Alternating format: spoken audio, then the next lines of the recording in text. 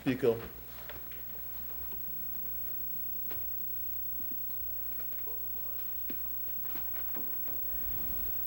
To give support to this bill before us, Mr. Speaker.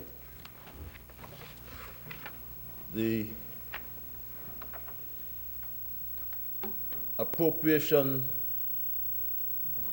2020 Bill 2019. And just before you stepped in to this chamber, or these chambers, Mr. Speaker, I was reflecting on my attendance at church on Sunday. My church is the Zion Moravian Church on Victoria Road, and we always welcome members. I'm sure Pastor Joseph and Pastor Warner will say that. If you don't have a church, member from number 6. And if you don't have a church, you're welcome to Zion. I have a church. You do? Wesleyan Holiness is my church. And you act that way? Wesleyan Holiness Church. And you act so unchurchly? Of course. And Mr. Speaker, I recall a reading from 1 Thessalonians 5, and verse 18 stuck with me, Mr. Speaker. And it went something like this: in everything give thanks, for it is the will of God in Christ Jesus concerning you. So I always like to give thanks, Mr. Speaker. Thanks to Almighty God for blessing me with this golden opportunity to represent the people of East Basseterre, or St. Christopher number 1.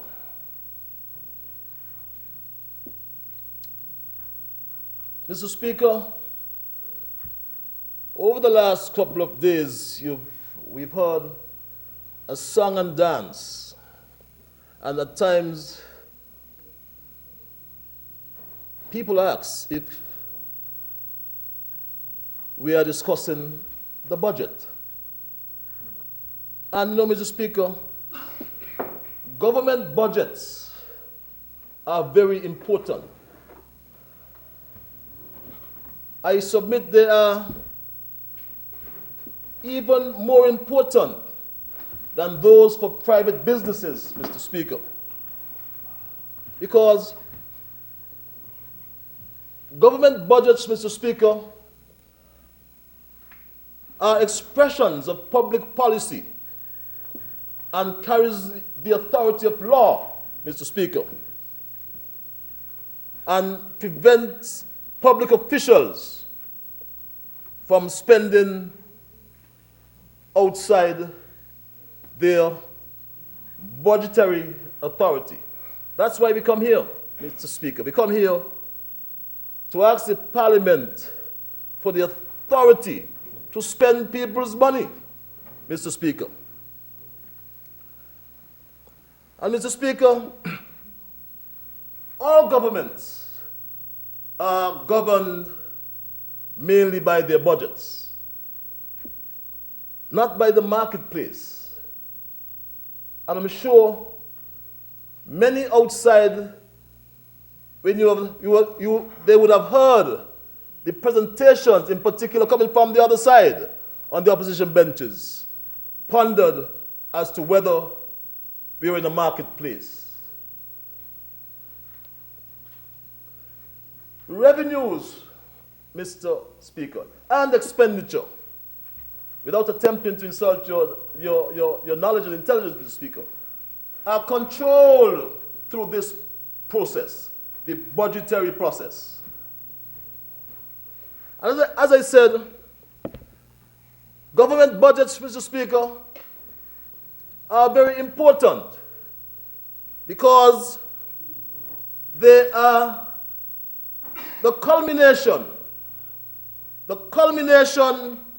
of the political process and contains most of any administration's important decisions.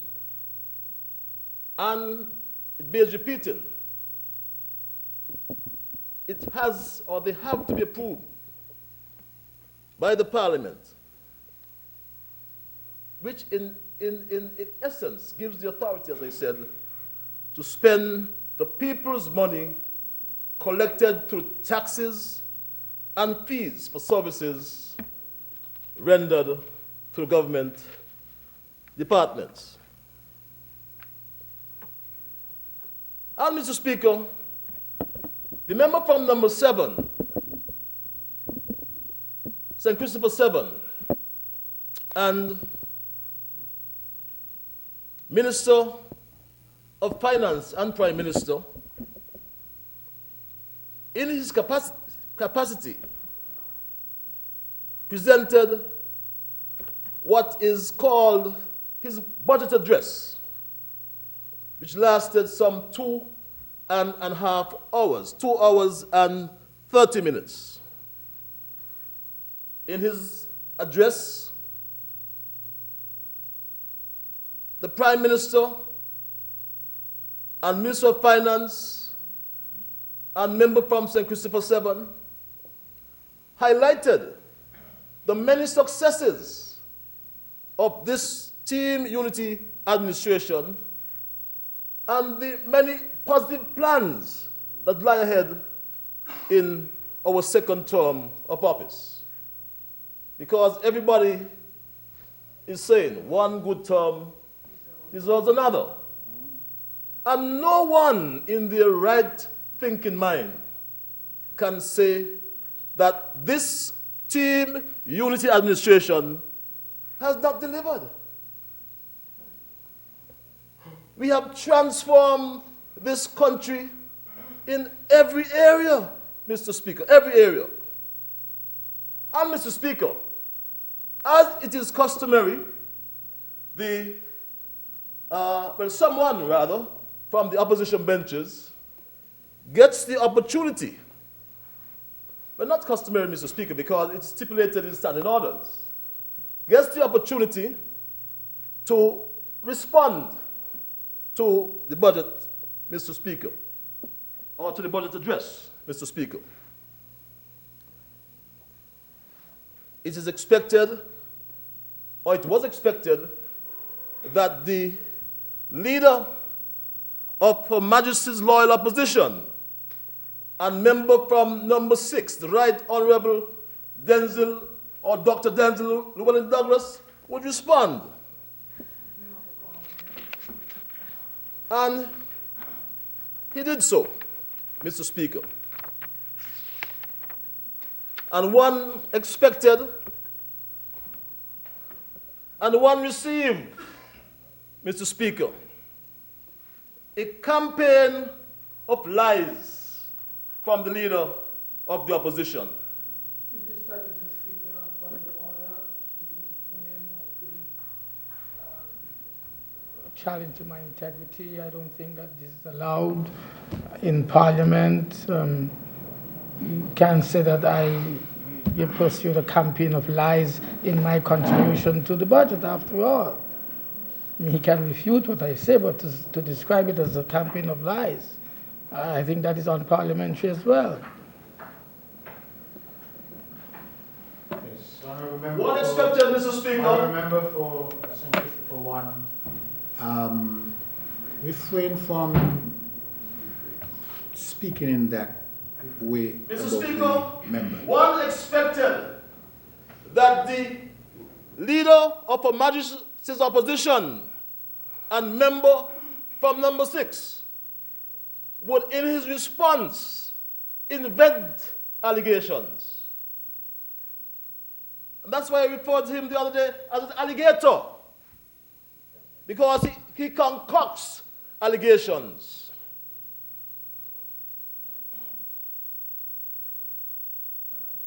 And we know, Mr. Speaker, that we expected that he would use this forum in his response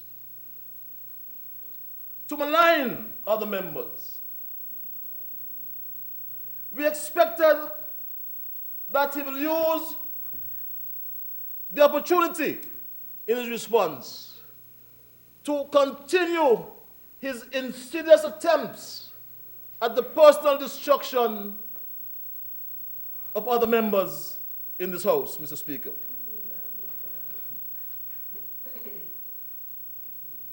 Mr. Speaker, one ought to have expected that, coming to know the member from number 6. As his former deputy prime minister said back then, in 1993, he almost drowned going to Nevis. He went into the wrong bay and almost drowned simply because he will do anything, or he would have done anything back then, Mr. Speaker, to get into power. And right now it's no different. He will do anything to get back into power in this country. So, Mr. Speaker, I did not expect anything different from the member from number 6, Mr. Speaker. I expected that he would have got up on Friday morning because the budget address was Thursday morning. And you recall we adjourned until Friday. I expected, Mr. Speaker, that the member opposite would have got up on Friday morning, looked in the mirror, and I am certain he would have seen the face of corruption, Mr. Speaker, and he will come here and have a song and dance about corruption. But he fooled me, Mr. Speaker. In fact, it seems as if he saw the face of deception, Mr. Speaker, because he came in here and all he spoke about in his budget response was deception. And Mr. Speaker, who has more authority to speak about deception and corruption, Mr. Speaker, than the member opposite? Because, Mr. Speaker, one would recall, we ought to recall, Mr. Speaker, that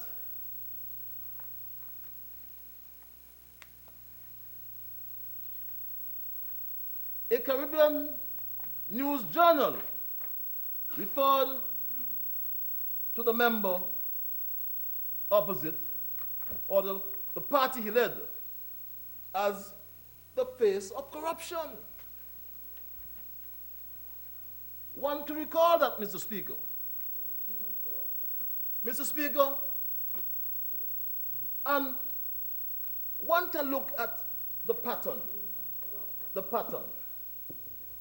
In 2010, February, Mr. Speaker, the Barbados Free Press had as its headline, St. Kitts and Nevis Prime Minister shows the world what corruption is all about. 2010, Mr. Speaker. 2 years later, Mr. Speaker, in 2012, another Caribbean news journal, the Jamaica Observer, had as its editorial, dated Wednesday, January 2012, a role for Portia in reigniting the fires of regionalism. And the first two paragraphs read, Mr. Speaker, the year, and I quote here, Mr. Speaker, the year 2012 is likely to see a deepening of the profound multi-dimensional crisis of the Caribbean, It goes on, Mr. Speaker. Unfortunately, the political leadership necessary to help extricate the people of the Caribbean from this dire situation is hardly anywhere in sight. It continues, Mr. Speaker. Caribbean leaders or Caribbean political leaders are often deceptive. A recent example being Prime Minister Denzel Douglas of St. Kitts. January 2012, January 11, 2012. And he talks about corruption. So when he speaks about corruption, one asks if he speaks with authority, because he was referred to as an example of deception, Mr. Speaker. But it does not end there, Mr. Speaker. Track his pattern. Track his pattern. Oh, let's get current. I had a professor always say, let's get current. The member opposite, Mr. Speaker, again features in the headline news. Under the caption, list shows Dr. Douglas had his U.S. visa barred in 2015. And it reads, Mr. Speaker, this is the Regional Journal, a story by editor dated December 31, 2018, so. I'll give you a copy, if you wish, so. It says, and it has his caption here, Mr. Speaker, has his caption here.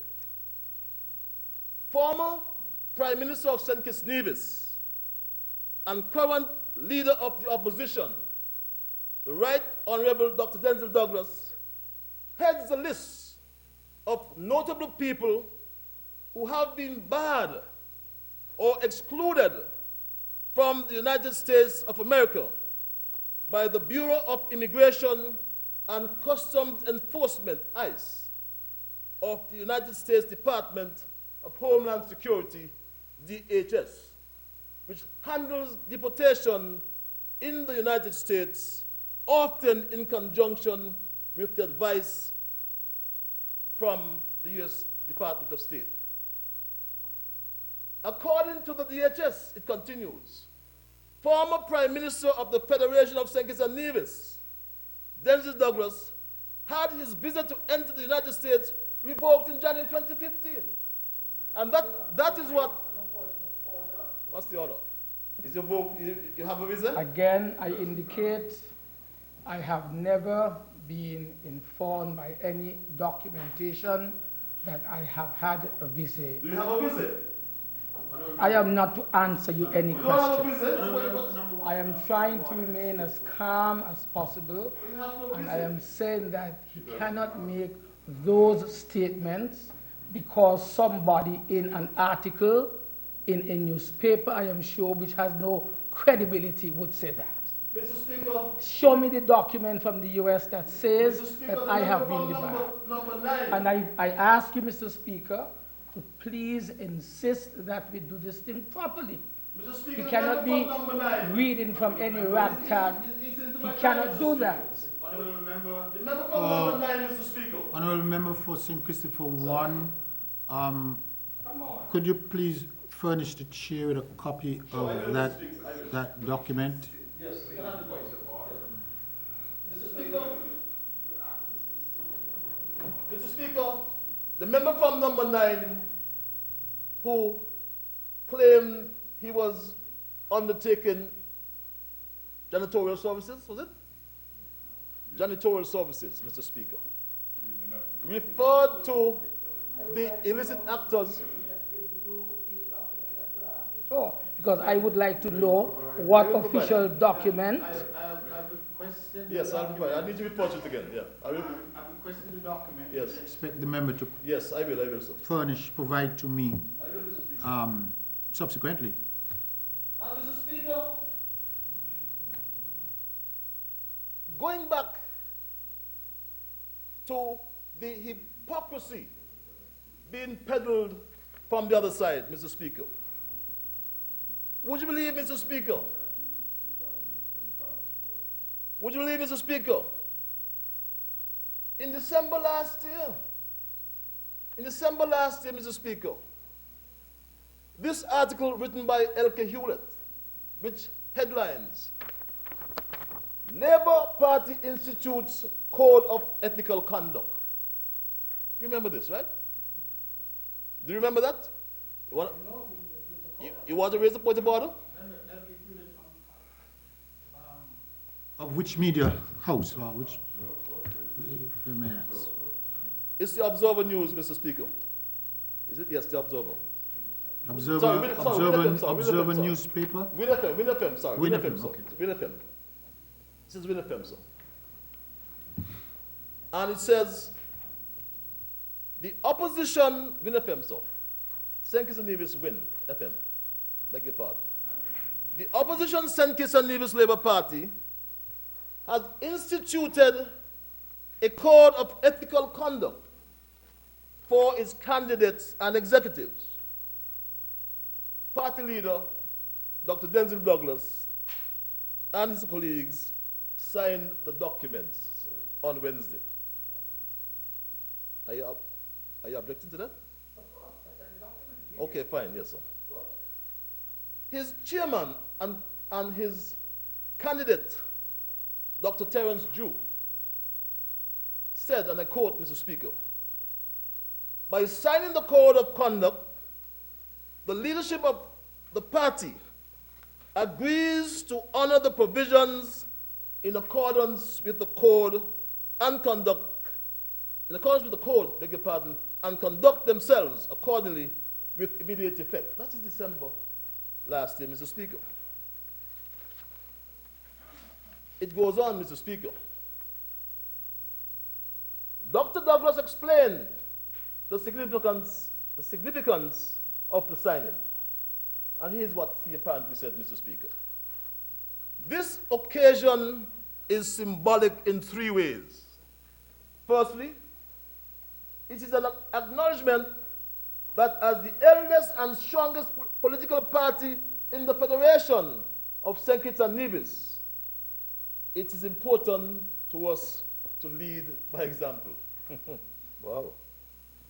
Secondly, this ceremony is an acknowledgement that before we can ask you, the people of St. Kitts and Nevis, to repose your trust and your faith in us to lead, we must first show ourselves trustworthy, that before we can govern, we must first be able to handle our affairs with the highest integrity. My. But, Mr. Speaker, exactly 11 months thereafter, the member opposite and leader of the party is arrested. Speaker, I rise on a point of order. Gatwick Airport, Mr. Speaker. I rise on a point of order, and I want that withdrawn, Mr. Speaker. Please, withdrawn. What's this exactly what? Because I was never ever arrested. Neither at Gatwick or anywhere else. I want that withdrawn with respect, Mr. Speaker. Yes, you are held for question. Mr. Speaker, again, yes. I emphasize he should be sitting. I have risen on a point Yes, that of is true. order. Honourable member for St. Christopher 1. The member for number 6 has stood and he has refuted the statement that he was arrested and he has asked for it to be withdrawn. So unless the chair can be provided with some documentary evidence of the member being arrested and that evidence being provided to me now, he will have to withdraw the statement that he was arrested. Will you sit in? Mr. Speaker, Could you sit I down? will, Mr. Speaker, I'll share this with you from the Daily Mail, right? But just for sake of moving forward. No, but honourable No, member, but let's be clear. I'm responding. Honourable members, I let's. You have to ask for the document. Please submit the document. Mr. Speaker. You can't have two rules here. No. Honourable members, I will rescind the statement for sake of moving forward. He was not arrested. His money was. His money was arrested, Mr. Speaker. Mr. Speaker, again, I rise on a point of order. no money for me has been arrested anywhere. I want to make that clear. And I am very, very serious about that. Speaker, I will rescind the word arrested. Speaker, Mr. Speaker, so I think I could. Let's take it one Yes. at a time, please. Yeah. The honourable member for St.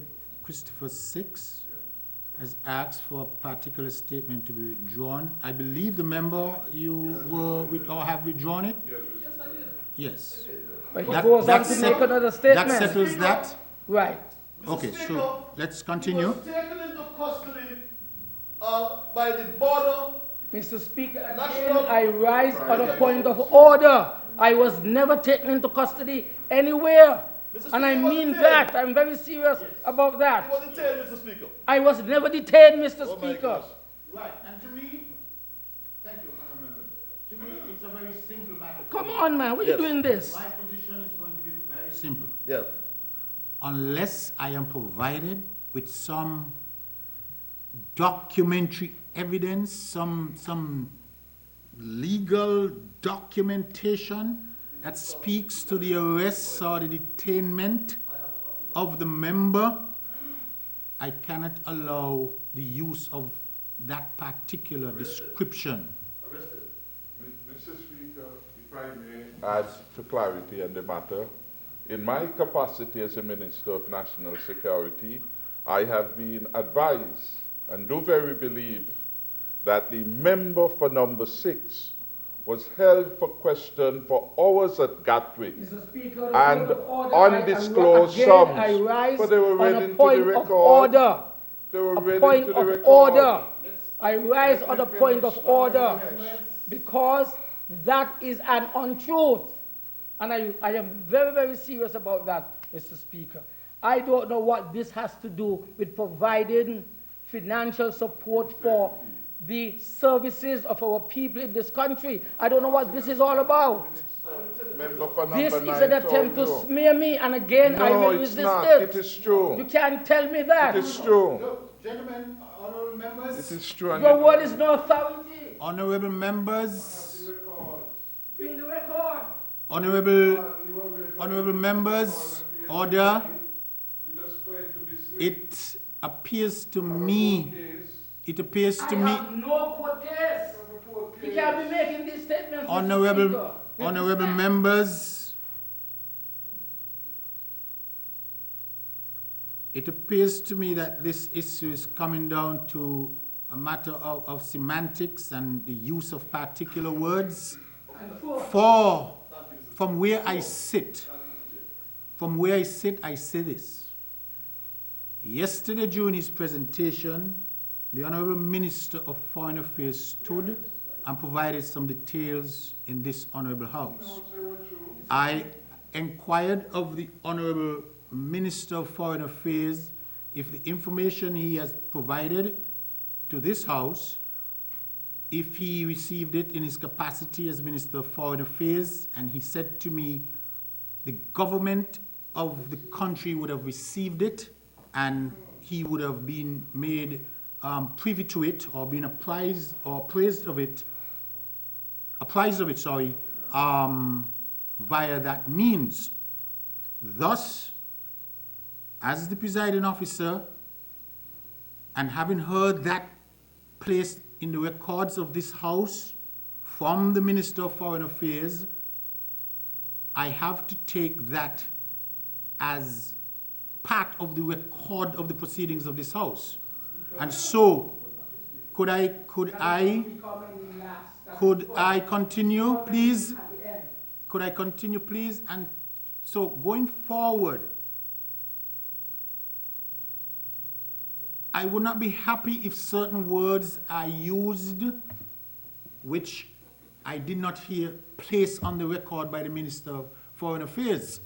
And so I'll have to protect as much as I can the member for number 6. And so if he objects to the words such as arrest and detained and held in custody for hours, I would have to understand his position. Thank you, Mr. Speaker. And for now, rely on the words or the statement given by the Minister of Foreign Affairs I at this time? recall, Mr. Speaker, my colleague and member from number 9, Nevis 9, used the word apprehended. Mr. Speaker, again, I was never apprehended. Why is this happening, Mr. Speaker? Why is this being done? Why is this being done? I was never apprehended, and I don't know if the member for number 9 said that. I also believe If he said it, he would have said it before he called my name, which he did at the end. So I had no time to refute that. I don't know if he did that, but I am saying that if he did that, I refute it now and then. Mr. Speaker, we are speaking on the budget. I don't know where this comes in. I really don't know. what you said. Well, honorable member, on that though, a budget debate, it's all Right, I encompassing. agree. I would not deny members the opportunity to speak to all and every issue. Well, I'm listening very carefully, I'm following, so let's continue. I mean, you could talk and talk and talk, but do not do that. The member was interrogated. I was never interrogated. I was never interrogated. Mr. Speaker, I'm on the floor. Sit down. I was never interrogated. That is not correct. He was questioned, Mr. Speaker. He was questioned, Mr. I Speaker. have the record. I have the record. Mr. Mr. Speaker, Speaker, you he can was say questioned, anything you Mr. feel Speaker. like. I went into the record Yes. and wind up. Mr. Speaker, again, I am saying I have to rely on you to protect me. You cannot allow these guys to tarnish my name like that. I will not accept it. I really cannot accept it. Did not declare the cash, did you? But Mr. Speaker, Yeah. Mr. Speaker, he also, Let us continue, please. the member from Nevis 9 also apprised, also informed this assembly in his presence that an amount of cash was seized. As a matter of fact, the member from Nevis 9 and Minister of Foreign Affairs, I saw the document to Mr. Speaker as a member of the cabinet. And the document stated that authority was given to seize the cash, and Mr. Douglas was advised of it. That's what the document said. Mr. Speaker, the estimated $78,000, 9,000 pounds, and 2,000 East dollars was seized under the provisions of the Proceeds of Crime Act, Mr. Speaker. That was in the record. You cannot deny it. That your money was seized. Oh, you have your money? You went to the money? You went to the money? You went to Dubai with the money? You know? But the point, Mr. Speaker, the point I'm making, Mr. Speaker, is having signed this code of ethics or ethical conduct, whatever you call it, Mr. Speaker. Mr. Speaker. The hypocrisy, Mr. Speaker. The hypocrisy and deception. The hypocrisy and deception of the member from St. Christopher 6 continued in 2018 and continues in 2019. That's the point I'm making, Mr. Speaker. Right? You know, Mr. Speaker? Mr. Speaker, my good friend Fighting Hong said, Mr. Speaker, that Satan cannot correct sin. And Satan, Mr. Speaker, Satan was arrested at Gatwick Airport in London. Satan was arrested at Gatwick Airport in London. And Satan was to come back to lead this country. Satan was arrested, and Satan now comes back, Mr. Speaker. Mr. Speaker, Mr. Speaker, Mr. Speaker, but you're out. You're out and you can't come back in. Mr. Speaker, Mr. Speaker, Mr. Speaker, Mr. Speaker, if you glance at the budget, Mr. Speaker, one will glean or one will conclude, Mr. Speaker, that the ministry that I lead is literally the engine of everything that is happening now in the country. Infrastructure development. Recall, Mr. Speaker, you can't go back to Gatwick, you know. If you go back to Gatwick, they'll lock you up.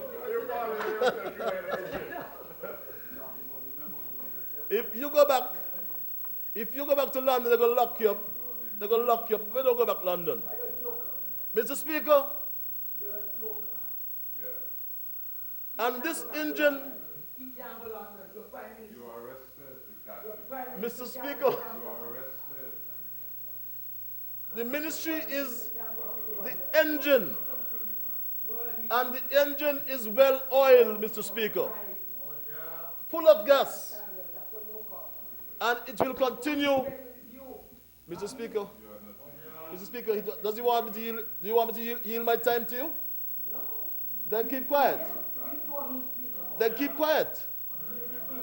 Keep quiet. The presenter is now indicating that he's been disturbed. So please continue. I'm willing to yield some time at the end of Mr. Speaker. I'll give him 5 of my minutes. I'll give him 5 of my minutes, Mr. Speaker. Mr. Speaker, Mr. Speaker, I have reported many times to the nation in this House about the infrastructure development that's continuing around the length and breadth of this country. Mr. Speaker, it is now common knowledge that we inherited a country which was run down, Mr. Speaker. Dilapidated public buildings, roads in disrepair, Mr. Speaker, and the list goes on. And Mr. Speaker, we had no choice. We had no choice, having come into office as an administration. The member from number 3 or number 2 looked at our manifesto, and this was not in the manifesto, and that was in the manifesto. That ain't none, so. But that is what government is all about, Mr. Speaker. We came in, and when we found the dilapidated conditions in the country, the crumbling infrastructure, thank you, colleague from number 4, the crumbling infrastructure, we had no choice. We had to institute emergency measures, Mr. Speaker. And thank God we have a Prime Minister and Minister of Finance who is fiscally prudent.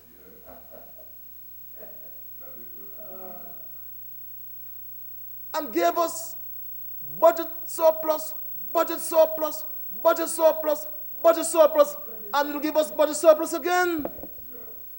And what have we used the budget surplus for? To fix the roads, to resurface the Island Main Road. We ain't borrowing the money for that. It comes from revenue. $71 million of revenue. Look at the budget. $71 million of revenue, Mr. Speaker. We had to go to a place to borrow money for that, Mr. Speaker. In the ministry, Mr. Speaker, the Ministry of Public Infrastructure, Urban Development, Posts and Transport. Mr. Speaker, we have embarked upon several capital projects that are ongoing. Mr. Speaker.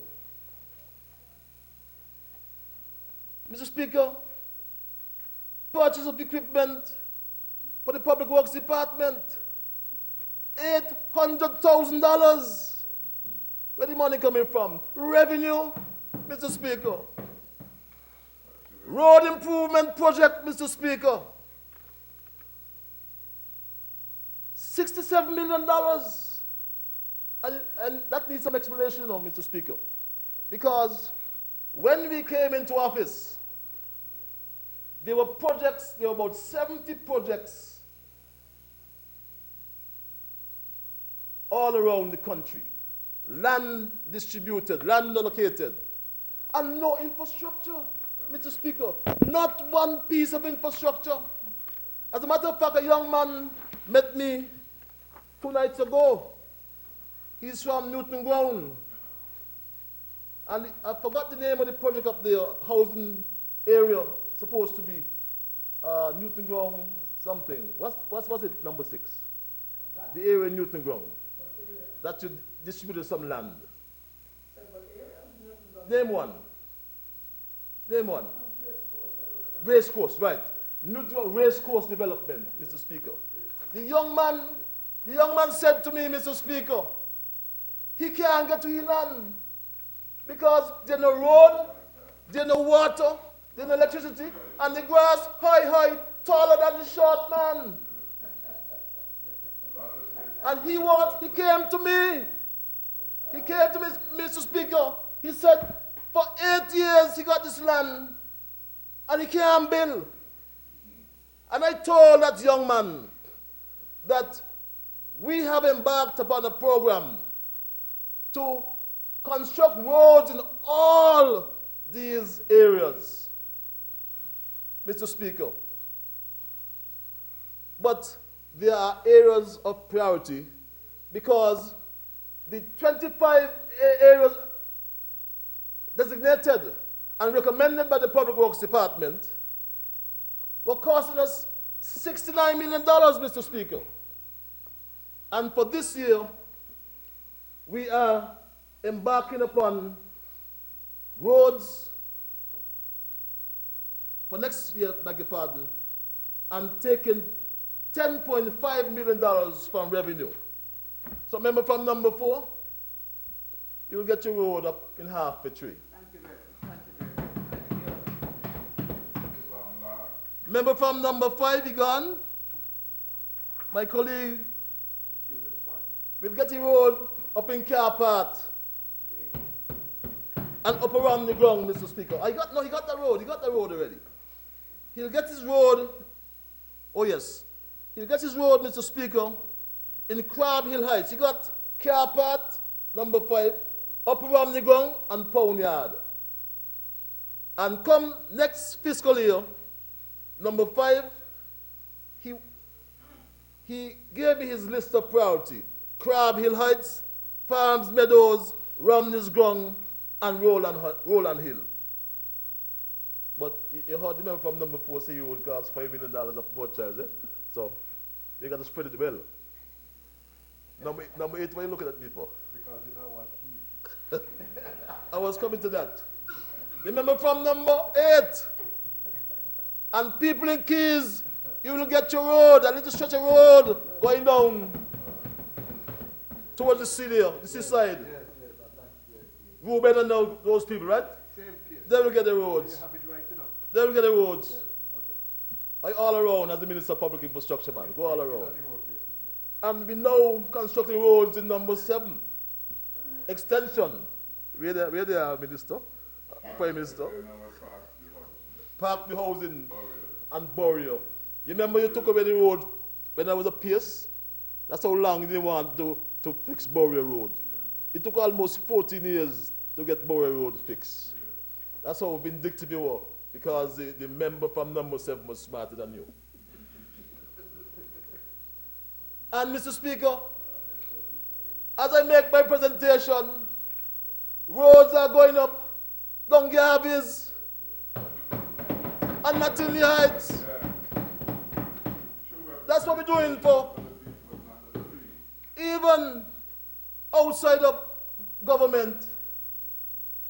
The next elected member for number 3 has badgered me. Patches, man, we want these roads. Only now? Yeah?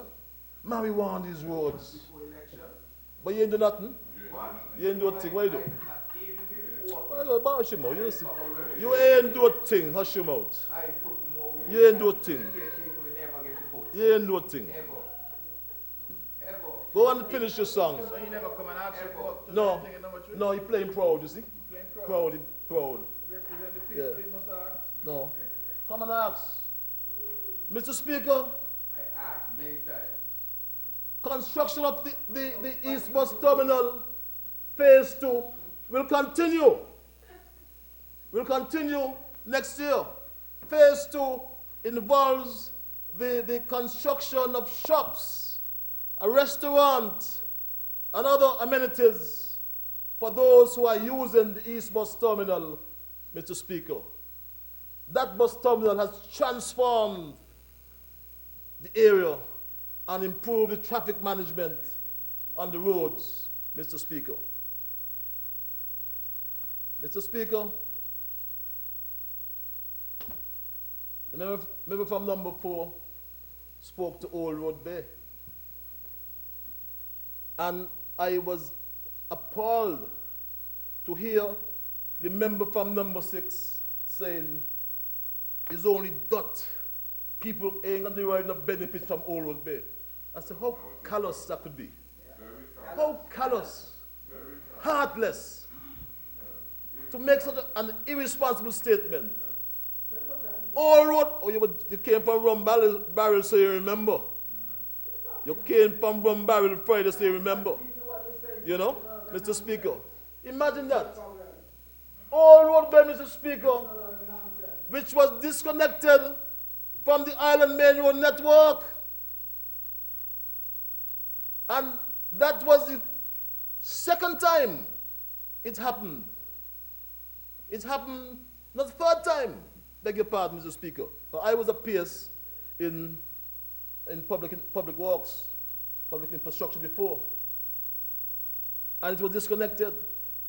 And thank God to Mr. Peets, he put it right. Thank God to Ninky and the engineers from Public Works, Mr. Speaker, who put it right in 2017 after Hurricane Maria, Mr. Speaker. And we decided that Old Road Bay will pose no danger, will no longer pose any danger for those who commute, who traverse across Old Road Bay. It means a lot to the member from number 4, Secretary 4, Mr. Speaker. And to all people, it even means a lot to me, Mr. Speaker. I remember young Molly died one Sunday afternoon when a rock fell down on the car in which he was driving, Mr. Speaker. One of my constituents. And come next year, early next year in the first quarter, Mr. Speaker, Old Road Bay will never be the same again. Thank God to Team Unity, Mr. Speaker. We are building resilience across Old Road Bay. We are building resilience across Old Road Bay, Mr. Speaker. I'm coming to that. We are building resilience across Old Road Bay, Mr. Speaker. We are moving the road seaward through the reclamation of some land, Mr. Speaker. And we'll armor some 20-ton boulders to protect that road on the south side, Mr. Speaker. And it will reduce the risk from the soil slippage, Mr. Speaker, and rockfall. We have reclaimed land. What happened to you? Maybe when you go across, you just come from Rum Barrel. You can't see nothing. Right? So, Mr. Speaker, That is what we are doing. That is what we are doing, Mr. Speaker. And Mr. Speaker, he asks what I get from it. Right? And you know, yesterday, I heard the unelected and unelectable senator, Mr. Speaker. Mr. Speaker, he talked about cost overrun. Mr. Speaker, when he signed the contract for Pro Tech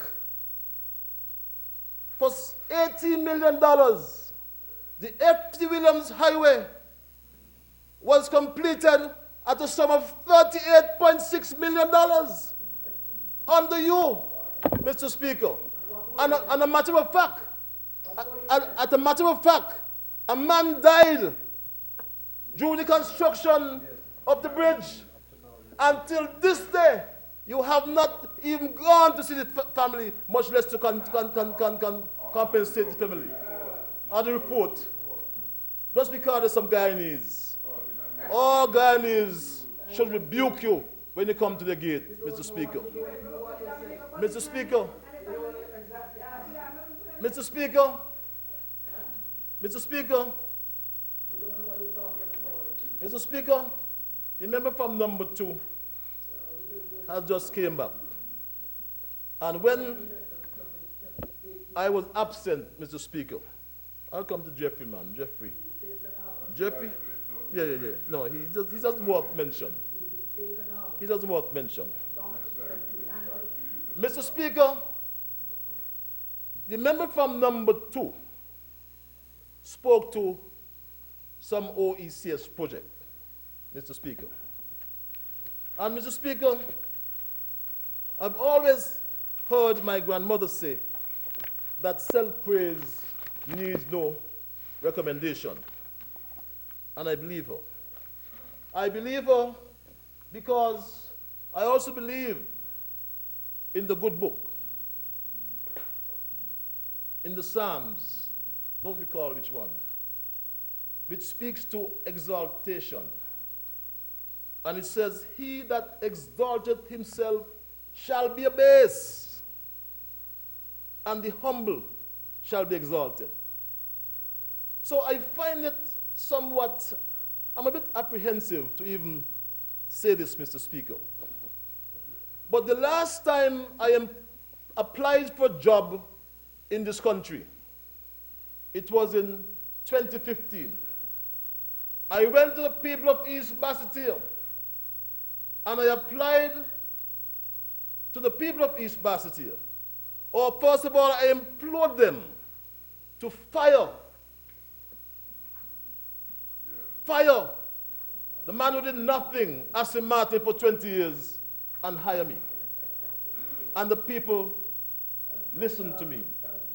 And I'll be eternally grateful to them, Mr. Speaker. Before 2015, I applied for a job in this country in 1977 at Delil Walwyn. Started at the bottom rung of the ladder. Took every rung up into management. And I was, Mr. Speaker, from 1997 until 2015, I was headhunted. Never applied for a job. I was headhunted each time. First by SL Hustle and Company. Headhunted and given the opportunity to serve as manager of the group of companies in SL Hustle and Company, Mr. Speaker. And believe it or not, I was then in 1995 headhunted by the member from number 6. Number 6. And he came begging me to take a job, Mr. Speaker. Begging me to take a job. And the only thing he convinced me, that convinced me, Mr. Speaker, is when he said to me, man, Patches is public service. We need people like you. Public service. And that convinced me, Mr. Speaker. And I'm in public service today. Yes. You know? Mr.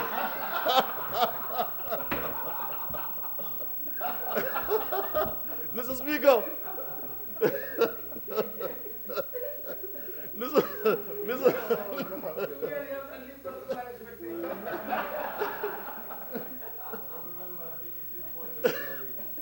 I say at this point, whenever I find myself joining in the laughter, I make sure the laughter is from both sides so that I'm not accused of anything. So just wanted to say that.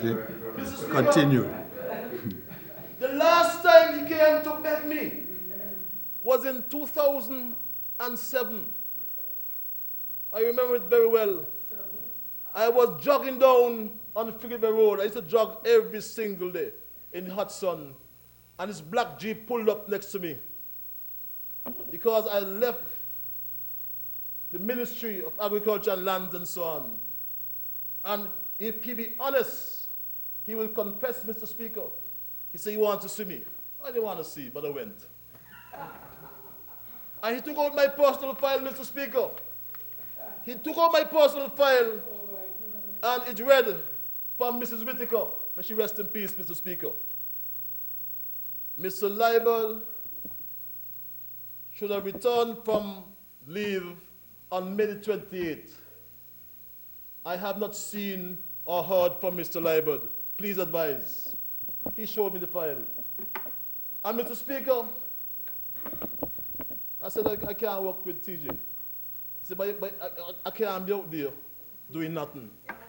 Right, Mr. Speaker? And Mr. Speaker, we almost lost the project. Remember from number 2, it was not OECS project. It was a project under UNEP, the United Nations Environmental Program. The office was allocated in St. Lucia. I reported to the office. They didn't take nothing. Oh, Dr. Sahili, what? You're chatting to. That member from number 6, you had 2 weeks to get the project started, and you begged me to come into the office. You begged me to come into the office, and I delivered the project. I delivered that project. Man, I did it. I delivered it. Mr. Speaker. Yes. But Mr. Speaker, I helped you out plenty more times, you know. Remember I used to be your advisor, right? I told you all the time, you know, you had the wrong Liburd. You know? You had 2 wrong Liburds, Mr. Speaker. You said a lot, man. Mr. Speaker,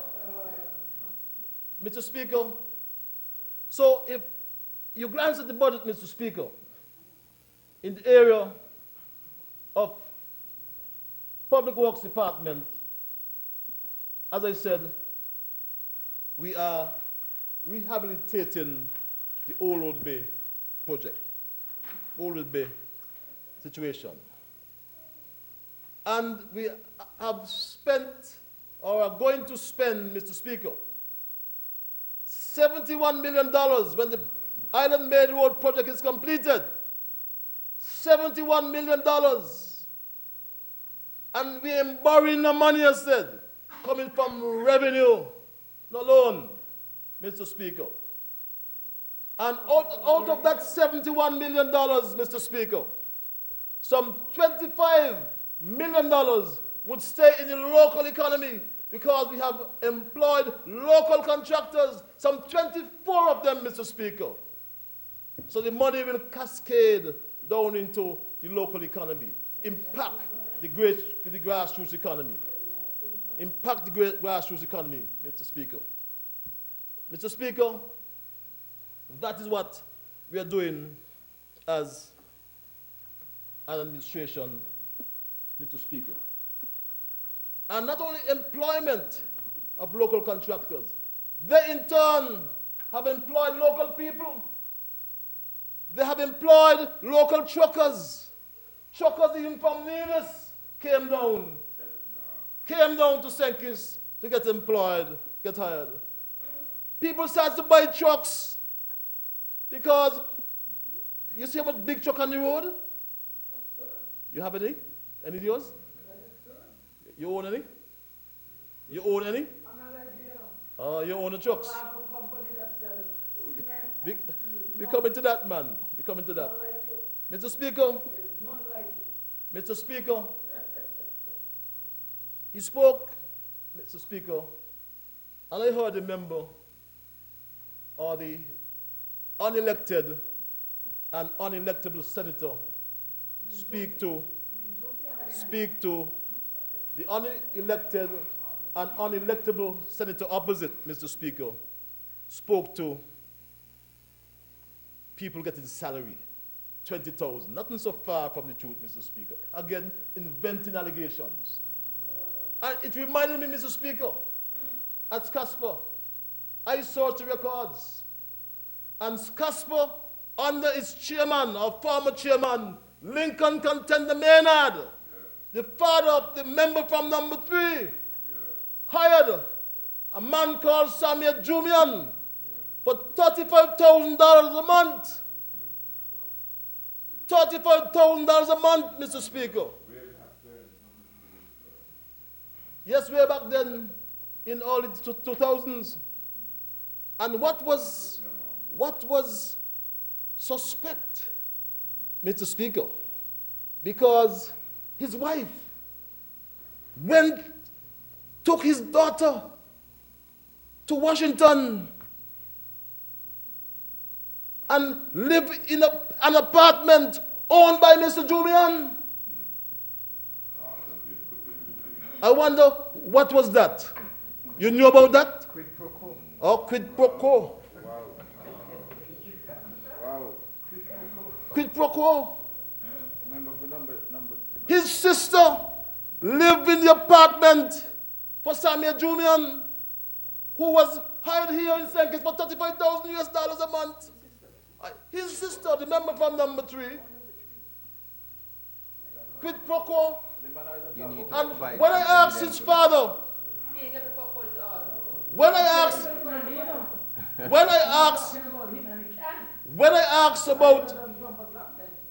asked his father, Mr. Speaker, is it true that Mr. Jumian getting $45,000? You know what he said, Mr. Speaker? He said yes.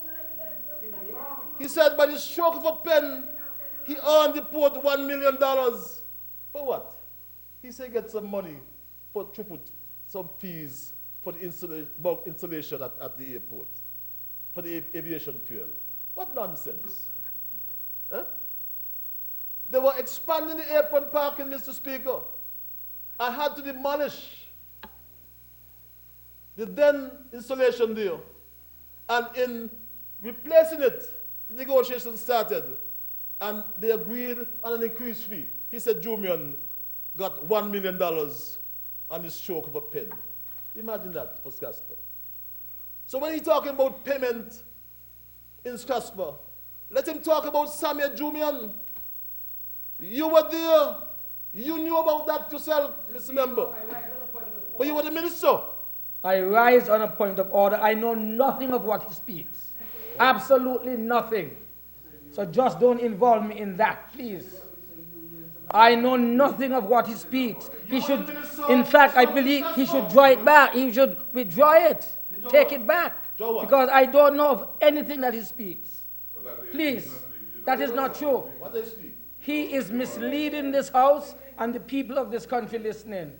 Don't involve me in that. I know nothing of what he speaks. You told me, Mr. Speaker. Mr. Speaker, I know nothing of what he speaks. He cannot impugn me like that. You were the minister. I know nothing of what he speaks, But you were the Mr. minister. Speaker.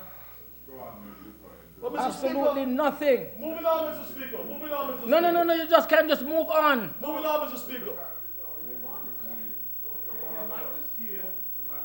Mr. Speaker.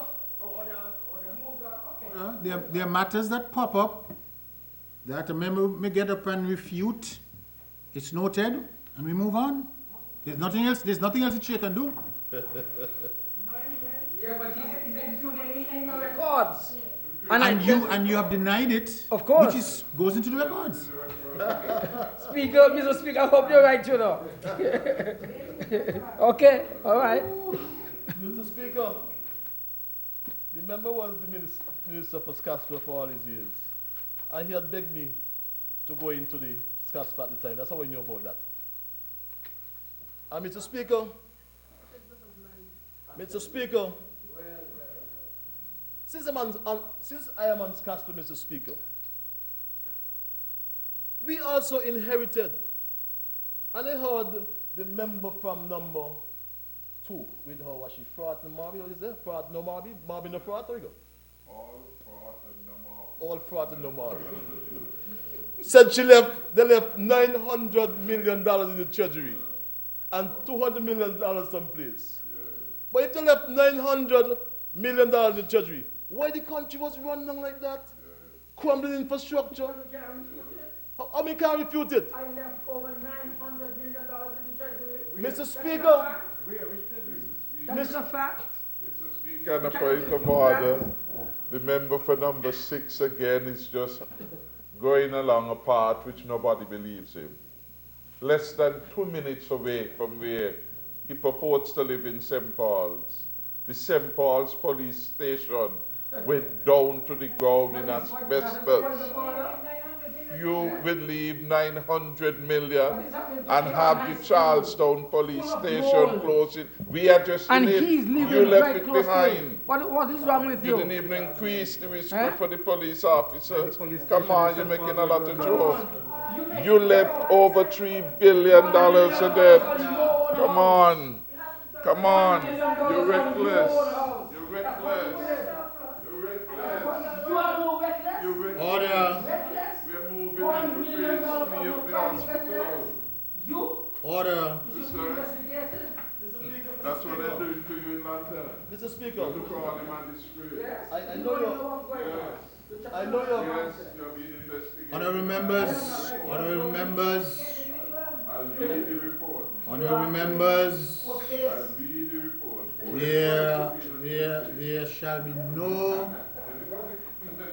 There shall be no forewarning of an abrupt adjournment this evening. Continue, honorable member for number 1.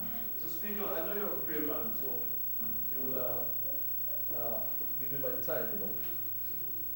But, you know, when these things go over the airwaves, Mr. Speaker, about residents, getting money for, spending public money on residents, Mr. Speaker.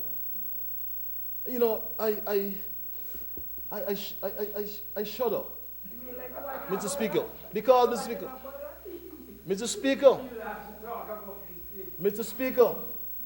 the member opposite, as the newspaper said, his party, the Douglas River Party, was the face of corruption. The member opposite double-dipped, Mr. Speaker, because on one hand, and his colleague senator too, as well. On one hand, he approved a policy of duty-free reduction, Mr. Speaker. Or duty-free exemption, I should say, Mr. Speaker. And under that policy, he built a house, Mr. Speaker, and rented it to the Republic of China and Taiwan's ambassador. He did that. He doubled it, Mr. Speaker.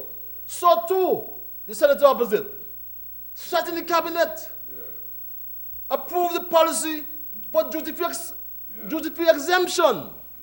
He too built a house. And he also, Mr. Speaker, approved the policy to hire the Commissioner of Police Wallowing, the first time any commissioner had a house. And he rented his house to the commissioner, Mr. Speaker.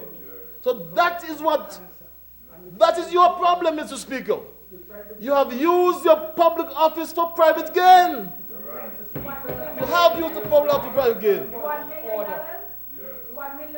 I rise on a point of order. Again, he's impugning some kind of dishonesty and conflict of interest on my part. That is not so. I have not used my office for any public gain. He cannot say that. But the house you rented to the Chinese ambassador? He cannot say that, Mr. Speaker. Yes, he did. Over $3 million. You threatened the ambassador. Mr. Speaker, I asked, because you're not on your feet, otherwise I would ask you to withdraw it. To be frank with you. You don't know your place. You don't know your place. The ambassador could not tell you that. Mr. Speaker. Mr. Speaker, I'm on my feet on a point of order. He cannot be making those statements with respect. Mr. Speaker. Member for number 1, let's have the member for number 6 complete his, yes. 2 areas of concern. One, whenever a policy that would have applied privately to me, I never sat in any cabinet meeting to have that decision. That's the first thing. Order, member. Secondly, I have never used my public office for private gain. Never ever. And so he has to withdraw it. No.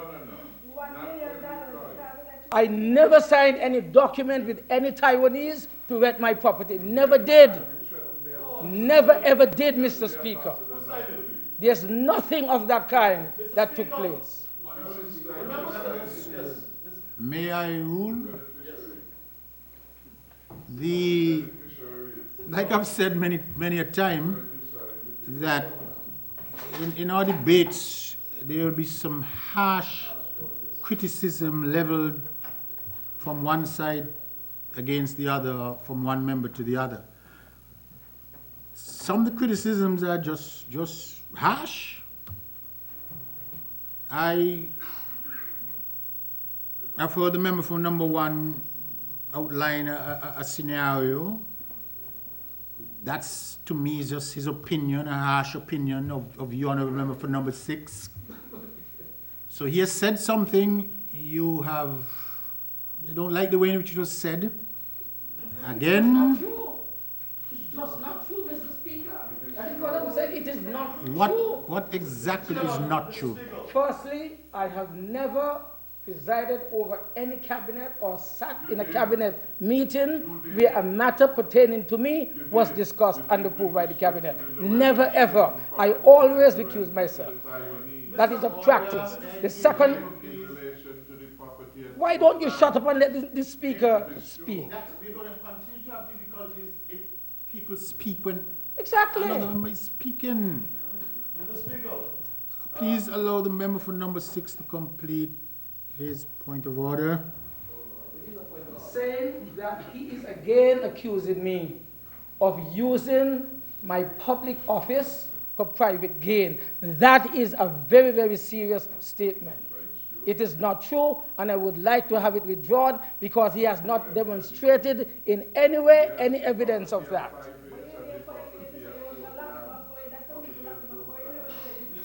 Honorable member, I mean, that is a very serious accusation there, Mr. Speaker.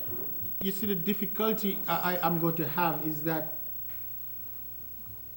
I myself could begin asking some very specific questions which I do not want to.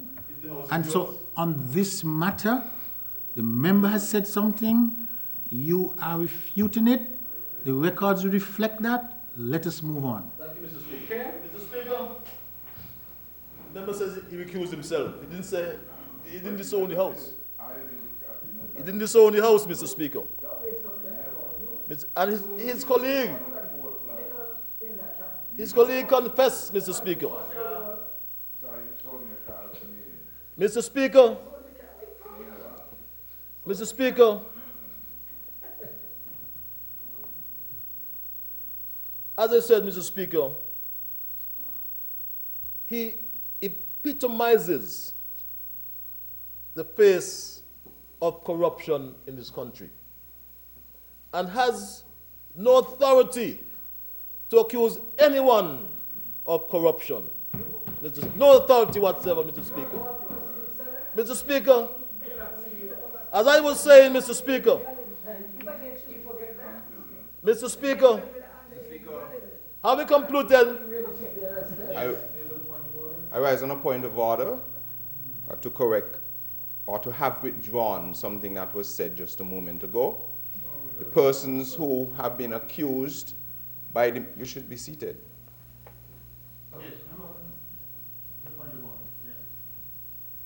The persons who the member for number 1 viciously accused recently about a quid pro quo has, it doesn't matter, the presentation is still going on.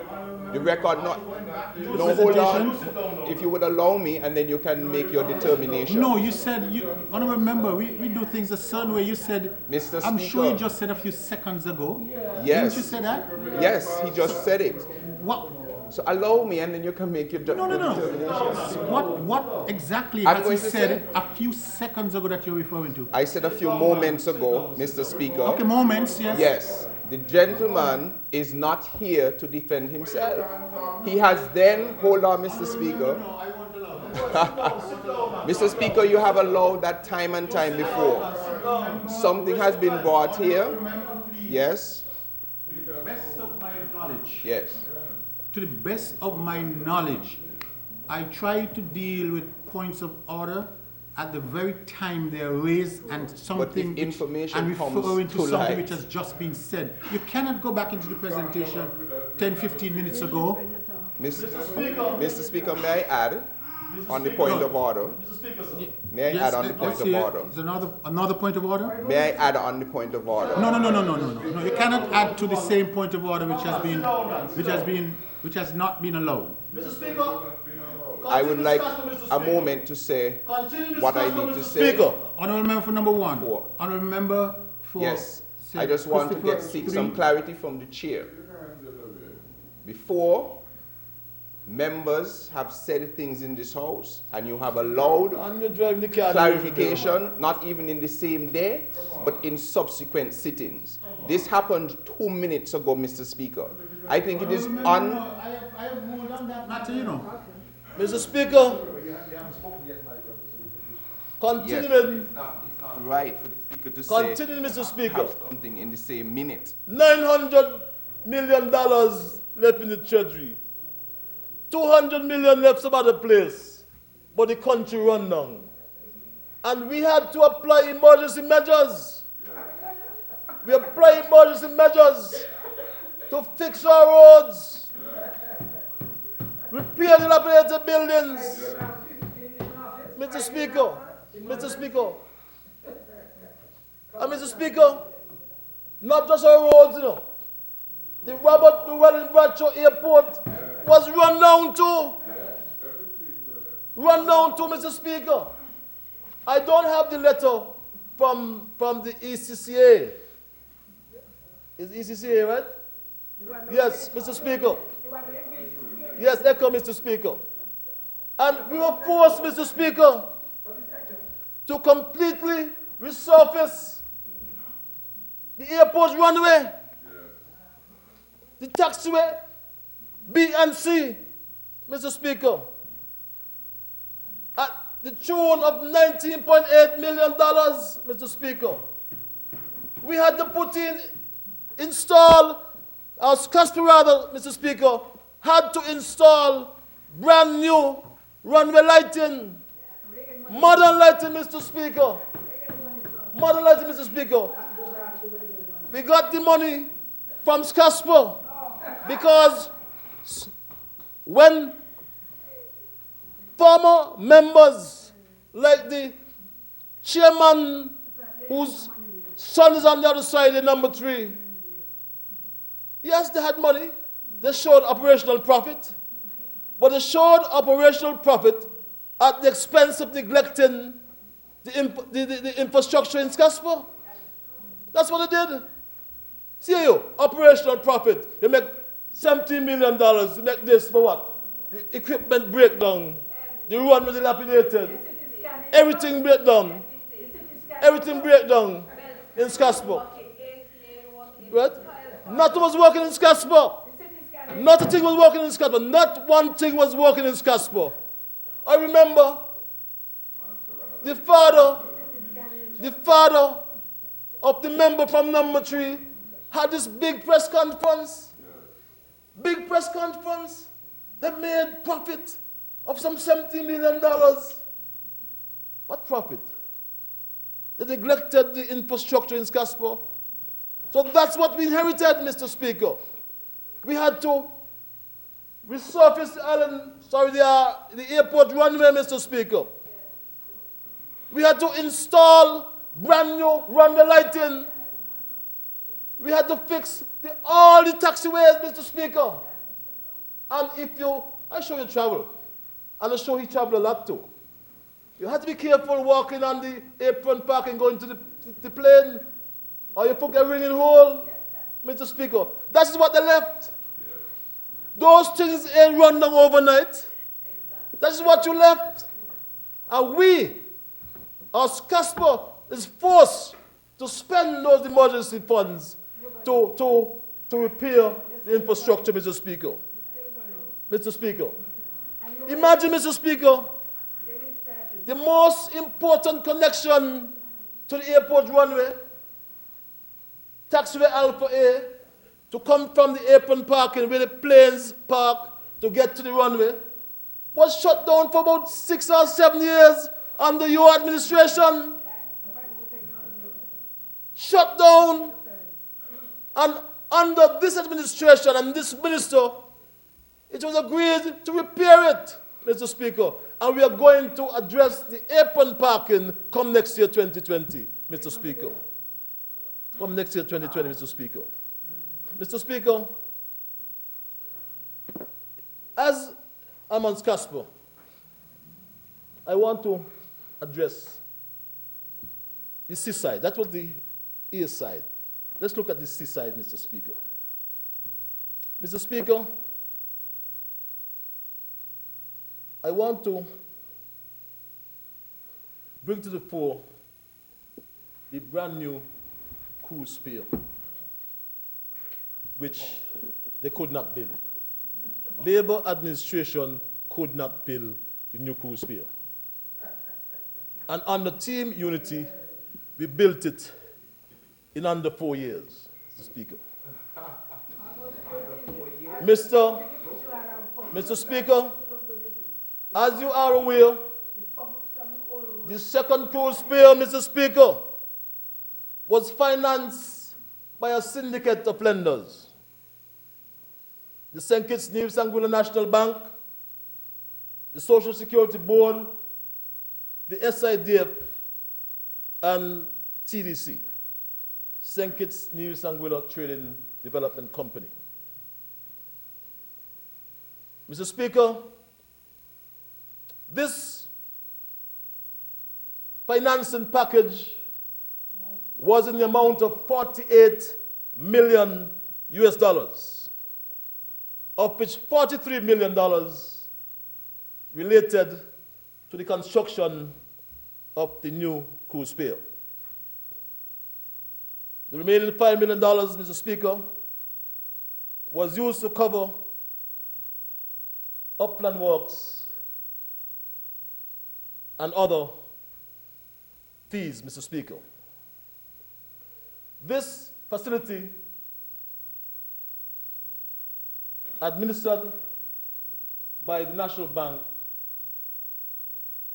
is repayable over a 15-year period, Mr. Speaker. Mr. Speaker, I want to state for the record that as the Minister with responsibility for SCASPA, that institution has been servicing the second cruise pier loan, Mr. Speaker. And it has been demonstrated to me through its financial records that it has paid the interest on the drawn proceeds during the period of construction and has started the payment on both interest and principal in November 2019. In other words, Mr. Speaker, when you heard me talk or refer to the campaign of lies, it is a lie, Mr. Speaker, that CASPA has defaulted on any or on the cruise fee alone, Mr. Speaker. A blatant lie. Further, Mr. Speaker, this team unity government, as I said, has succeeded in doing what the Douglas Labour administration has failed to do. Mr. Speaker, there has been a lot of chatter about the peer. And in fact, Mr. Speaker, yesterday and today, it was demonstrated that the peer is usable, Mr. Speaker. The member opposite said the peer spoil. Yeah. That's what you said? You say spoil. Yeah. But you don't know your problem. Although you're a countryman, you don't know when fruits spoil from when they're ripe. The pear ripe. The pear is spoiled, the pear ripe, Mr. Speaker. And yesterday was a red letter day, Mr. Speaker. Yesterday was a red letter day in this country. The first time,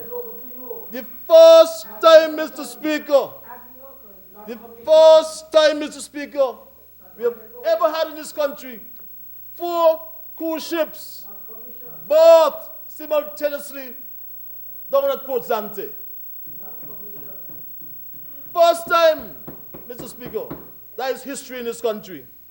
So no matter what lies you spread, Mr. Speaker, I want to say the pear ripe. Pear ripe. This pear ain't open yet, you know. We ain't open yet. The little thing, you see, Mr. Speaker, what they don't understand, Mr. Speaker, you see? Mr. Speaker,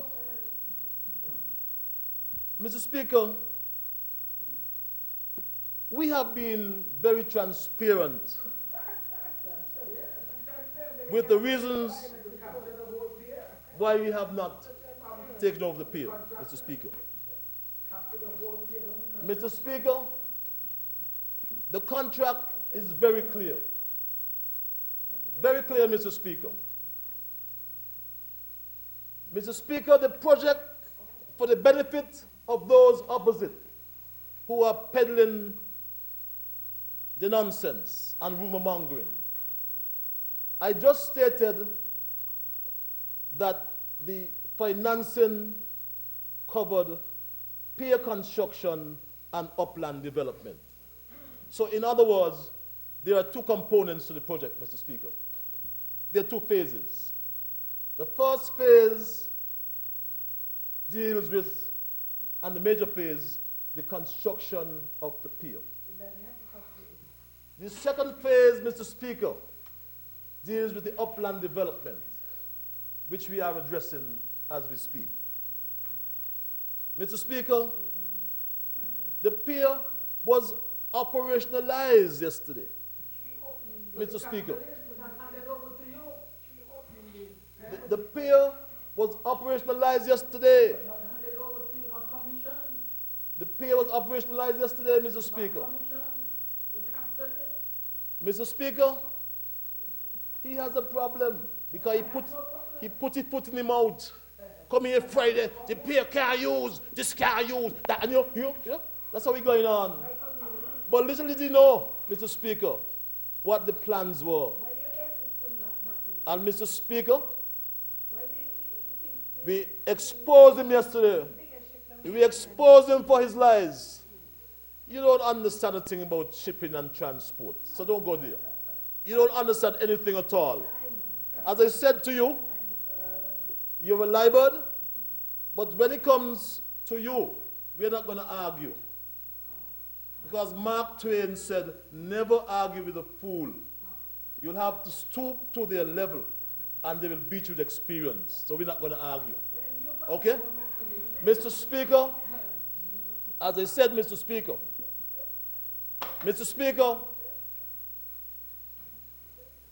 the pier was operationalized yesterday. And Mr. Speaker, the passengers were elated. It's a pity we didn't have surround sound in the Parliament, Mr. Speaker. I think we got to get there with technology. I will put on the captain of Celebrity Summit, who said it's better than the other one. Good pair. Imagine that, Mr. Speaker. The captain gave it his stamp of approval, Mr. Speaker. Mr. Speaker,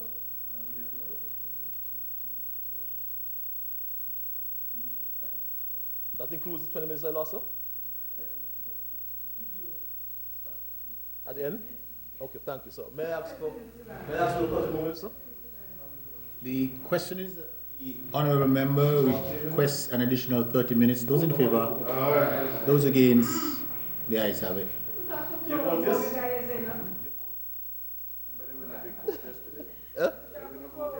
They win a boat, you said? A goat? A big goat. Oh, yesterday? Okay, I thought you said a goat.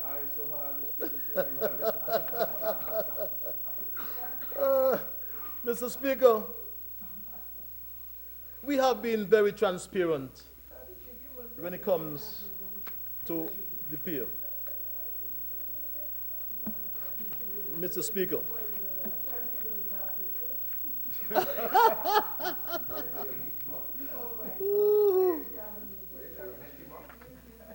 Mr. Speaker, Mr. Speaker,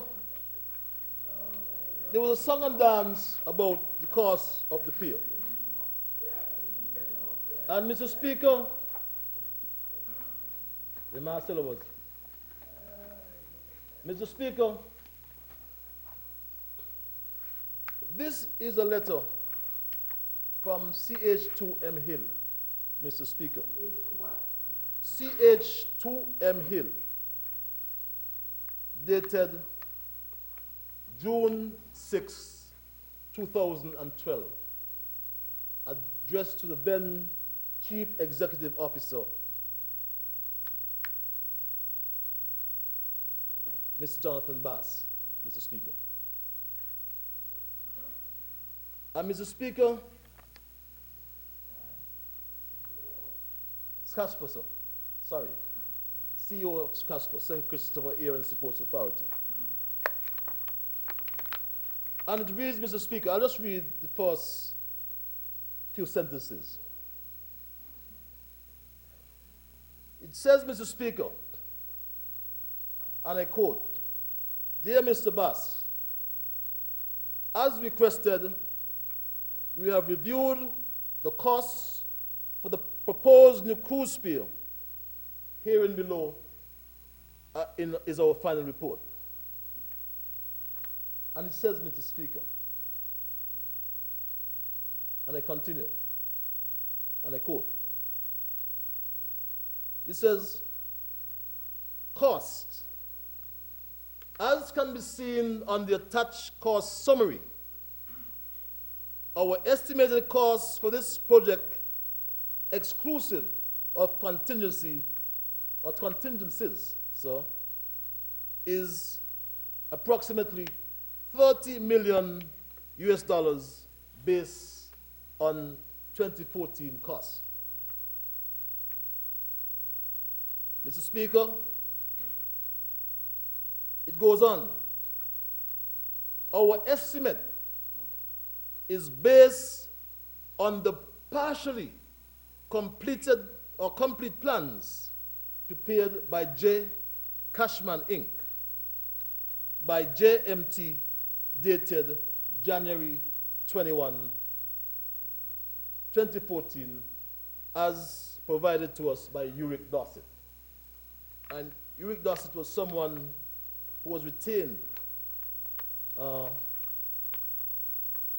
some US $12,000 monthly. And I recall, Mr. Speaker, that he fronted for a Douglas. I don't know if it's this one. He fronted for the Douglas when he hired Sugar City Radio, Mr. Speaker, or leased to him, Mr. Speaker. He fronted for A. Douglas, Mr. Speaker. So the point here, Mr. Speaker, this is from the consultants, Mr. Speaker. It goes on, Mr. Speaker. The 150 and 200-ton bollards indicated are designed to be loaded from only one side of the pier, Mr. Speaker. This is the half design pier or incomplete design pier they had. And when we got there, Mr. Speaker, Scasper, and they did not pay for the designs, Mr. Speaker, because Cashman was claiming 785,000 US for the designs, which they never paid, Mr. Speaker. Under the Douglas administration, it was never paid, Mr. Speaker. And Mr. Speaker, the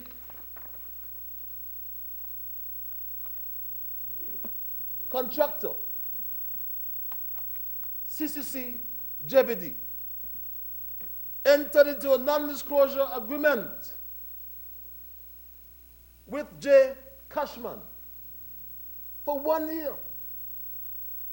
Had those designs, which we knew were flawed. We knew were flawed, Mr. Speaker. So how on earth can anyone in their right senses accept any claim for unforeseen physical conditions? No, Mr. Speaker, we will not. And they chose to go to arbitration.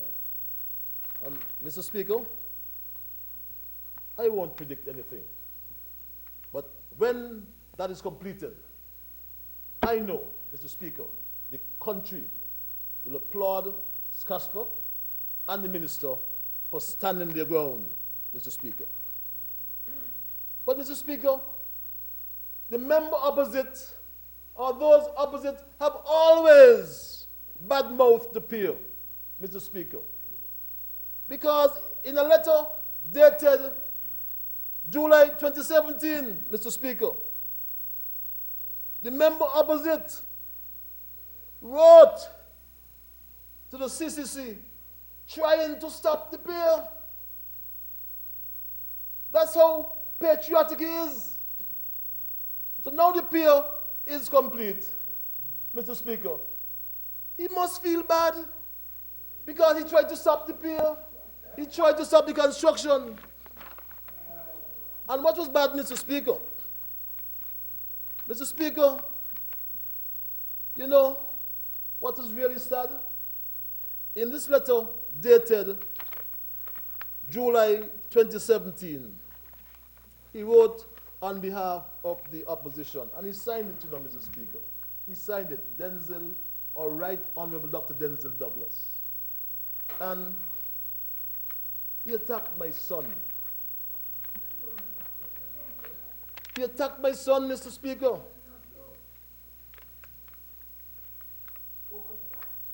He attacked my son, Mr. Speaker. But may soul rest in peace, Mr. Speaker. You know? Your son and you couldn't have a good relationship and you talk them things about him. You can't talk them things about him. What good relationships? He should come out the grave now for you. But Mr. Speaker, Mr. Speaker, what is also sad, and when you hear me talk about the campaign of lies, Mr. Speaker, is because it is not hard to find out. American Bridge subcontracted Seamus Limited. That's a local company. We'll find out, man.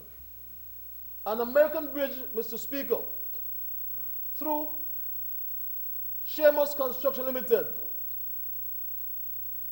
procured, Mr. Speaker,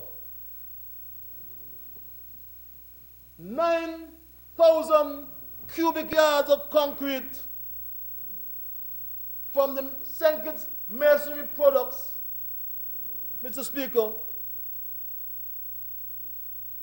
by the end of this construction. They also procured, Mr. Speaker, some 1,200 tons of steel, Mr. Speaker. And they know better. So when they come into this parliament and try to malign anyone's character, he can't select me. I came to this office with a good name, and I will leave with one. You can't say the same thing.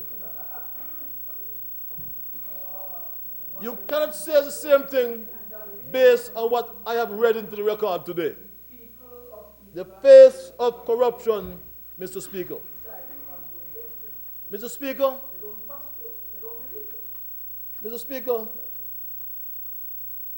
a budget is a serious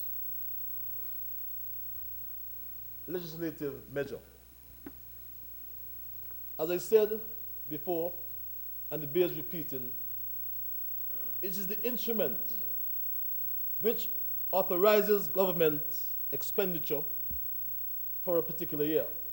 In this case, for fiscal year 2020.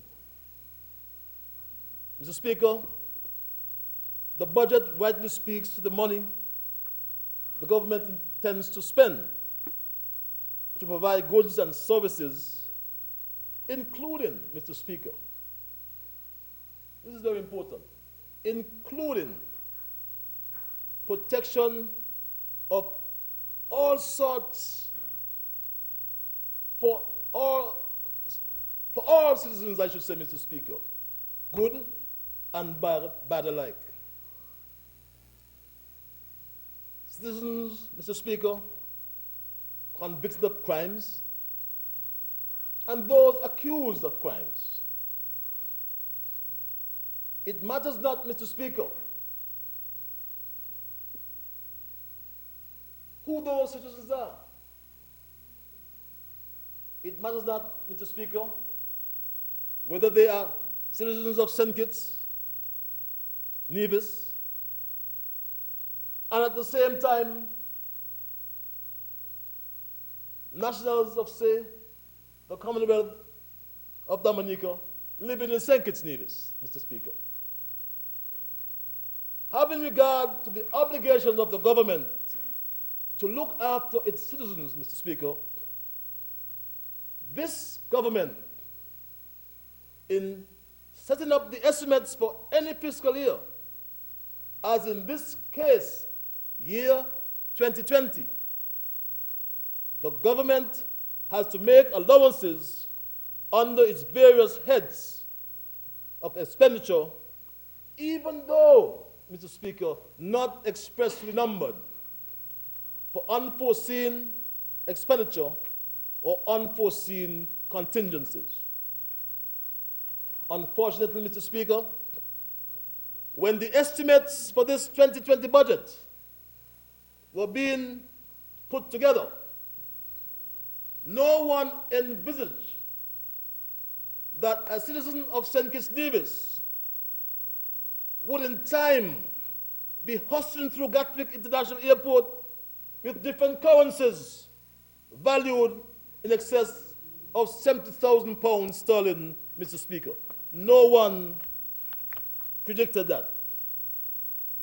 Mr. Speaker, it is now a known fact that the money valuing over £70,000 sterling was seized at the Gatwick Airport by British authorities, resulting in a massive, far-reaching investigation to discover the origin of that money, which was being taken by the citizen of St. Kitts Nevis to Dubai for probable lodgement in an account in that faraway land called Dubai. Mr. Speaker, we do not know where this criminal investigation would lead. Given what we do know, Mr. Speaker, and the fact that the money was seized under the Proceeds of Crime Act of the United Kingdom, and given the fact, Mr. Speaker, that the action of this citizen smacks of money laundering, that citizen, if he is bold enough to return to Gatwick Airport or any part of England, may find himself in serious trouble with the police there and may well end up in criminal court, Mr. Speaker, in the United Kingdom to answer serious criminal charges which carry serious jail time.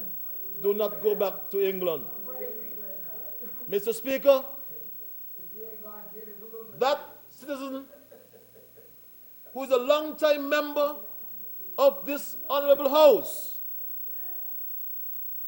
may very likely have need to hire a big-time lawyer in England next year. Mr. Speaker, St. Kitts Nevis is under an obligation to look after the interests of all of its citizens, both home here in St. Kitts and Nevis, and who potentially face criminal prosecution abroad. Mr. Speaker, to be on the safe side and to have funds readily available for this long-standing member of this Parliament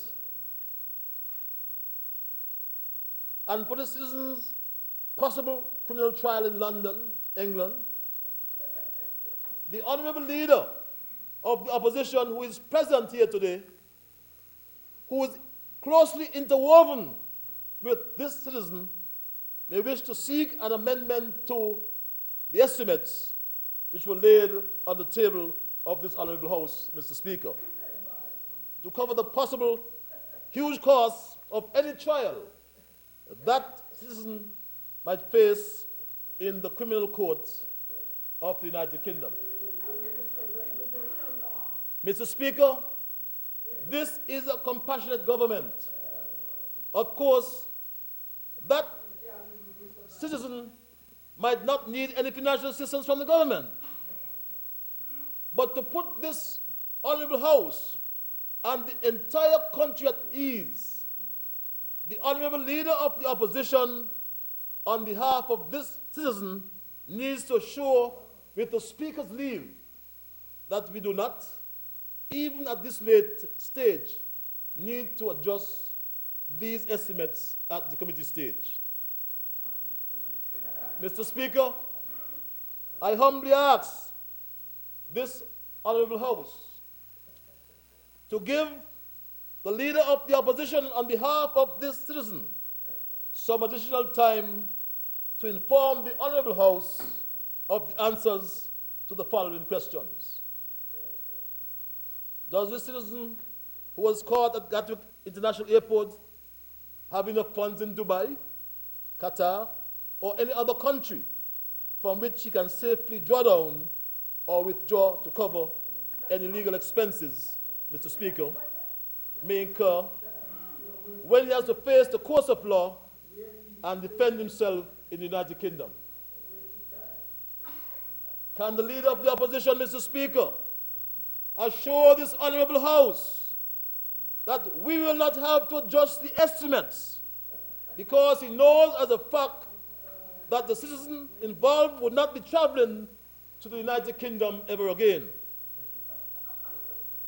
Mr. Speaker, can the leader of the opposition assure this honorable House, who is under investigation by the crime authorities in the United Kingdom, that this citizen cannot be brought to justice for his criminal activities in the United Kingdom or anywhere else? He is fully covered with diplomatic immunity granted by a friendly foreign state. And, Mr. Speaker, can the leader of the opposition, who is intimately familiar with all the illegal machinations of this citizen, assure this honorable House that the estimates in the budget need to be interfered with in order to cover the potentially huge legal costs that citizen is likely to face because that citizen is prepared to go to jail in the United Kingdom rather than to make adjustments to the estimates, Mr. Speaker, and in so doing, unnecessarily expose the whole truth of this embarrassing incident, Mr. Speaker. Mr. Speaker, I urge the leader of the opposition to come clean about this citizen who has once again brought St. Kitts and Nevis into criminal dispute, Mr. Speaker. Yes. And the Minister of Foreign Affairs will provide assistance to you, leader of the opposition. Always. Mr. Speaker, in closing, Mr. Speaker, I wish, Mr. Speaker, in closing, Mr. Speaker, thank the people of East Basseterre for continuing to repose their confidence in me. Mr. Speaker, there's a man who has come to the fore who sometimes is a teacher, depends on the juice he drinks, he's a preacher, and some other time he's a shepherd, Mr. Speaker. Mr. Speaker, in East Basseterre, if that budding representative comes to the people, or he has gone to the people, he told the people, Mr. Speaker, he can build a sidewalk and widen the road in Bordeaux. The people said to him, Patches, don't do that, Mr. Speaker. Where he lives, he had the heart to go to the people, Mr. Speaker, and tell them he can build a sidewalk coming around by the Seventh-day Adventist school. The little children said, Patches, don't do that, Mr. Speaker. He can't say he can build the storm drains on Pond Road or down Sandown Road or the storm drain next to the Tucker Clark Primary School, Mr. Speaker, or the one through Sol bulk installation, because Patches don't do that, Mr. Speaker. Mr. Speaker, if he said he wanted to paint the Tucker Clark Primary School, Mr. Speaker, Patches don't do that, Mr. Speaker. And Mr. Speaker, he can't even say he can remove the bus stop they had on Johnson Street or Branch Street, which was a nuisance for 20 years under the Labour administration. He can't say he can do that, Mr. Speaker, because a brand new East Bus Line terminal was built, and Patches don't do that, Mr. Speaker. He went up to Taylor's, Mr. Speaker, and he told him he can build or fix the dirt roads in Taylor's. Little that he know, Mr. Speaker, that the humble servant from East Basseterre built out every dirt road in Taylor's village. And the teacher said to him, what are you talking about? Patches don't do that, Mr. Speaker. For 20 years, Mr. Speaker, the people up at Pond's Pasture wanted lights in the paddock, Mr. Speaker. And what the people say? Patches don't do that. Mr. Speaker, for over 50 years, Mr. Speaker, the people on Wellington Road and West Street lived in some houses, dilapidated, Mr. Speaker. And the people asked for some help from the representative. And 60 million or 60 condominium apartments, Mr. Speaker, will be constructed. That's 60, right, Minister of Housing? Yes. Patches don't do that. Mr. Speaker, if you talk about the cruise spill, new cruise spill, Labour, Patches and Unity don't do that, Mr. Speaker. The Island Main Road resurfacing, Mr. Speaker, Patches don't do that, Mr. Speaker. Old Road Bay, Mr. Speaker, don't do that.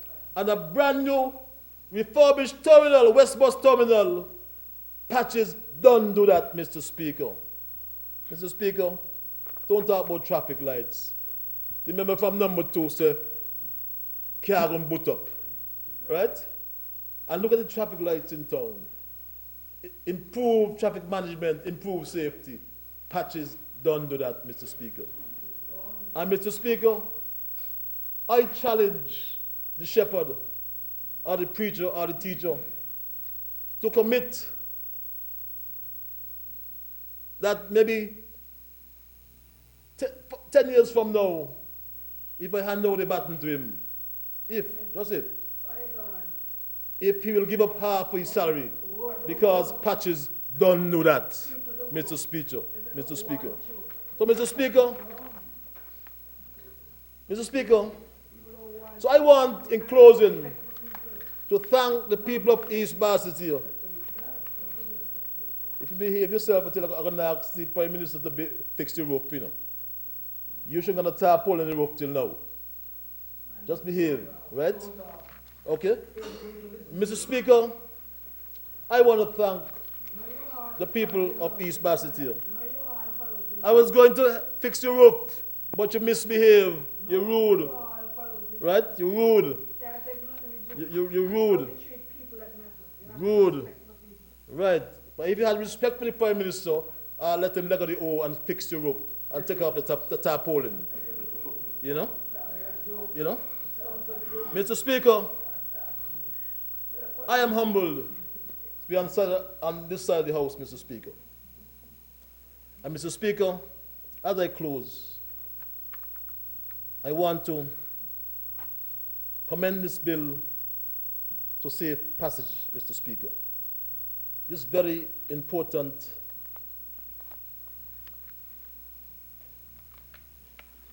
bill, Mr. Speaker, to provide services and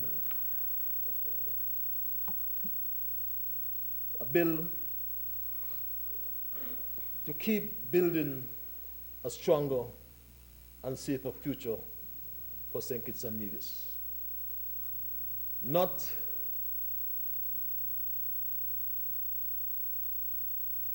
a bill that would ensure that this administration would continue the transformation of St. Kitts and Nevis.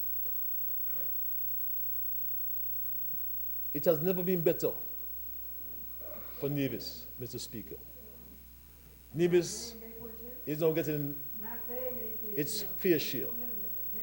You can't speak for the Premier. You can't even speak for yourself. How you can speak for the Premier? Mr. Speaker, in East Bastia, in our next term, we look at construction, demolition of those houses on East Street as well, and build 20 condo apartments in East Basseterre. We'll construct next year, member from number 8, that sidewalk coming from the Kean Primary School right down to the gut. We have completed the wash gut, Mr. Speaker, and improved the safety of those who traverse that area, Mr. Speaker. And I know once we do these significant projects and we have a ceremony, sister, I thought you were cutting the ribbon, but somebody else did, and we cut the ribbon. Come next year, Mr. Speaker, we are going down to Sadler's or St. Paul's, and we will sign the contracts in the open for those 9 contractors who will build sidewalks from Sadler's right around to Sandy Point, Mr. Speaker. We may sign that contract in St. Paul's. I told them ensure that we invite the representative from number 6. I hope he comes. I won't allow him to say anything though, just attend. But Mr. Speaker, as I close, Mr. Speaker, thank you very much. I felt this bill. Time expired? Just one more thing. Just one second. 2 minutes? The interruptions. Yes. 2 minutes on account of interruption. Yes. Mr. Speaker, on that note, Mr. Speaker, I will invite you, but you cannot speak. Please attend. But Mr. Speaker, I really want to commend this bill to save passage in this House. Because, Mr. Speaker, these estimates take into account our continuing development, the continuing transformation of our beloved land, Mr. Speaker, infrastructure development, the new cruise pier, like I said, the avocado, member from number 6, is ripe. The pier is ripe, Mr. Speaker. May it please you.